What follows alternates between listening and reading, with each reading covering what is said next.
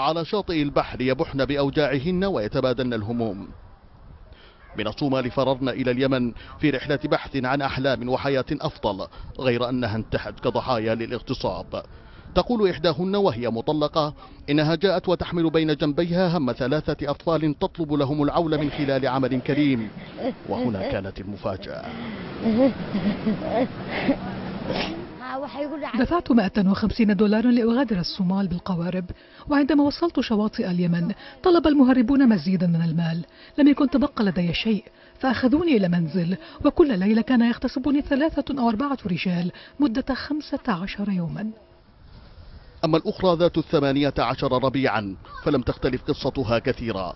جاءت بكرا قادمة من جيبوتي تريد الوصول إلى السعودية، فلا هي وصلت ولا هي استطاعت أن تحمي نفسها من السوء.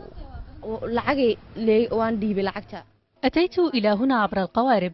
أجبرني المهربون للعمل كخادمة في منزل عائلة.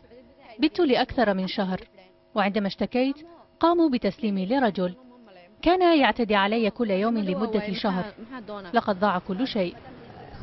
على شواطئ عدن تجتمع أحلام كثير من اللاجئين والمهاجرين القادمين من القرن الإفريقي طلبا للرزق.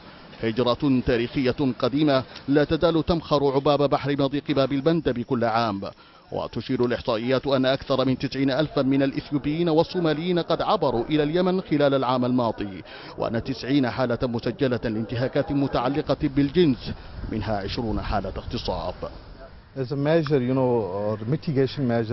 إنه أمر معقد. لدينا بلاغات عن حالات اعتداء، ولذلك نقوم بإجراءات تعمل على تقديم النقل الآمن واستقبال الوافدين الجدد كي لا يتعرضوا للخطف أو التعذيب أو الاستغلال. كالمستجير من الرمضاء بالنار، هكذا بدا الحال إذن لكثير من المهاجرين السريين هنا في اليمن. نساء ورجال باتوا بين أمرين أحلاهما مر، إما البقاء ومواجهة المخاطر، أو العودة بخفي حنين وذاكرة مليئة بالأوجاع.